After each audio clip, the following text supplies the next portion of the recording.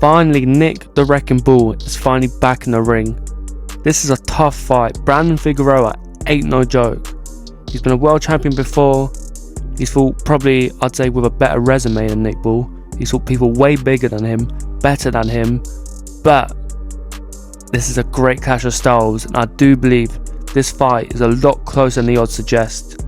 Now, when we break down Nick Bull, for example, you'll see here, especially against Sam Goodman, he's similar to Figueroa Goodman, I may say, in the reach and the sort of body weight and the way this frame sort of is, where with Nick Bull, you can see when he fights people with much bigger range and people that are taller than him by quite a bit, he overreaches, he struggles to land, and he also did that against Ray Ford a bit, where with Sam Goodman, he utilised that uppercut, the wide short hooks, and the way he just landed straight shots all night all long. But of course, he just couldn't do it for 12 rounds because he hasn't done that at that level, which cost him the last 2 rounds, where I believe if Bull nicking them last 2 rounds, the 11th and 12th, I thought that won him the fight just based off that. So it proves with the clash of styles, he struggles with people with a much bigger frame who's got a much bigger reach than him, because he overreaches, he misses, he'll land a few good shots but he gets countered quite easy and lets them tee up on him, which you can't do against Brandon Figueroa.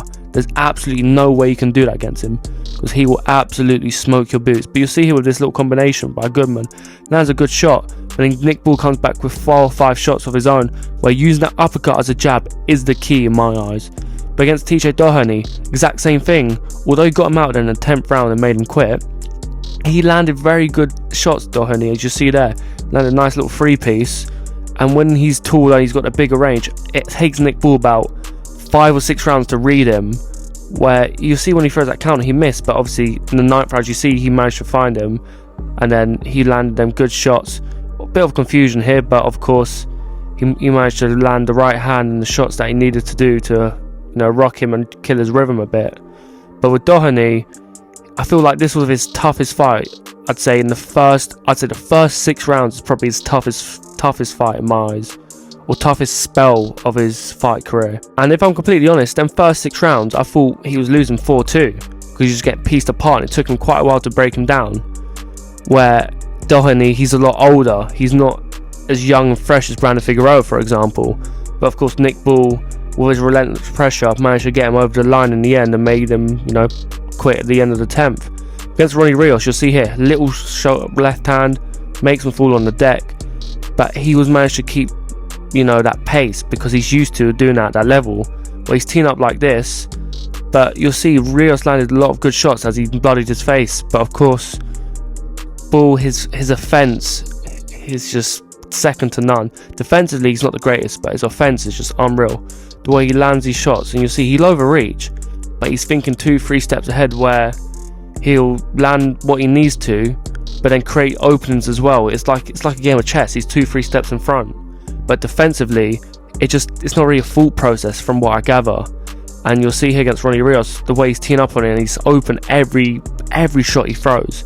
But of course, Ronnie Rios ain't no Brandon Figueroa, and you can't do that against that man. Where with Figueroa, you'll see here, he's just an awkward fighter. I'll be honest, his style is a bit ugly, with all due respect to him. It's a bit of an ugly style where he comes forward, he gives up his range, and he switches stance, usually mid-combo on a lot of occasions, but he'll use his forearm to tee up, bring you in, and a bit of rabbit punching. But then at the same time, you'll see the way he switches, and it's just so... He leaves himself open, but he's a bit unorthodox in that sense. Well, I do believe that will cause Nick Bull a lot of trouble, but I do believe it'll make it a bit of a horrible, ugly fight. A bit like the second Fulton fight, although he didn't get a nod on the decision. But you'll see he gets caught very, very easy by people like Gonzalez. Again with Fulton as well, and Magdalena and all the other people on his resume. So Figueroa, he does have a lot to work on, where I know he's an inside fighter, and he makes people smother his work. He makes people, fall into his own game, and when he lands his shots, the other fighters manage to smother his work, from the awkwardness of Figueroa, from landing, switching stance, holding his head down. It's not dirty tactics, it's just making it more of an ugly, bit of a brawl, but a bit more less boxing, more street fighting style. But you'll see here, when he fights someone with a decent amount of boxing ability, they tee up of him all night all long. And you'll see he lands a few good shots here, but he got teed up with that right hand. So this is what he needs to do against Nick Bull, just push him back, land them shots, but don't get teed up by him, because he's going to use that uppercut as a jab, and I do believe, as you'll see later on, is a massive key in this fight. But with Figueroa, you need to pick your punches. You can't just throw and hope against someone like Nick Bull. Absolutely no chance.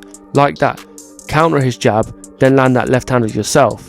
But you'll see here, the way Fulton, he's making him work on the inside, and he's getting the better of the exchange, so he can get beat at his own game. But again, Figueroa, his chin is way too high, and he got caught by a clean uppercut by someone who, again, is a counter puncher. He's not an inside brawler. But Figueroa, this little combination in my eyes is the key, where the uppercut and the left hook, that is the key against someone like Nick Bull, as well as this signature, the left hook, the right hook, sorry, from southpaw, and left hook to the ribs. Both of those, I believe, will be the key combo against someone like Nick Bull, who's got a shorter frame. Now with Brandon Figueroa, quite simple for your keys to victory. Utilize your forearm, because when you utilize your forearms, you know, to smother, to hold his head, land your shots and smother his work. But you got to box that range and spells, because you got to reach. Please use it, because if you use it, you're going to make it a lot easier night in the office, where you can mix the middle as well as mixing the back foot, and of course straight shots all night long, because with them straight shots and with a shorter frame and a shorter reach, your punch will land 100 times quicker than his. Now with Nick Bull, use your uppercut for jabs, because your jab is not going to reach his. No chance.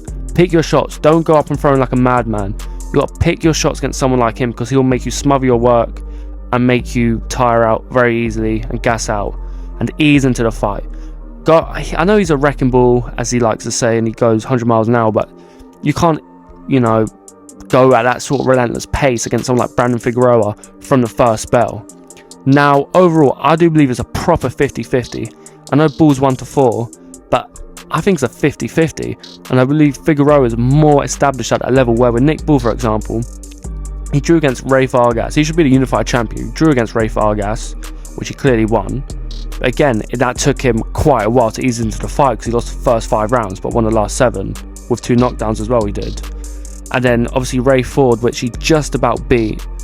But then if you look at it, he's just slowly declined, in my opinion, with the people he's fought, with Ronnie Rios and TJ Doheny. Both those fights, I know he got the job done and got them stopped in the 10th round, but he didn't look the greatest. He looked like he sort of went backwards, and he fights to his level of his opponent, which I do believe he will do against Figueroa. But with Figueroa, he's a lot more established at this level and has been around for a lot longer. Now this is a 50-50, as I just said, but Figueroa, he's got much better technical ability in my eyes, but he doesn't really use it as much, where Nick Bull's just more in the middle, just goes toe to toe, but there's a bit more thought to it. But defensively, I would give the edge to Figueroa, but offensively, the edge towards Bull. Now for that reason, I do believe Bull will land a few good shots, and I do believe Figueroa will make him miss. I do believe that will be a massive factor, that Nick Bull will tire out, and I do believe Figueroa, I can see him winning, and I can see him potentially stopping him or winning on points just from Nick Bull gassing out. As relentless as he is, I do believe Brandon Figueroa, he is more adjusted at this level and knows how to dictate the pace and dictate the tempo of the fight, and that will be the beneficial factor that gets him the victory over the line. Now that is my prediction for the fight. I hope you enjoyed. Please like, subscribe, and as always, this ain't financial advice. This is going to be what I'll be betting and backing based off my research. Have a great day, boys.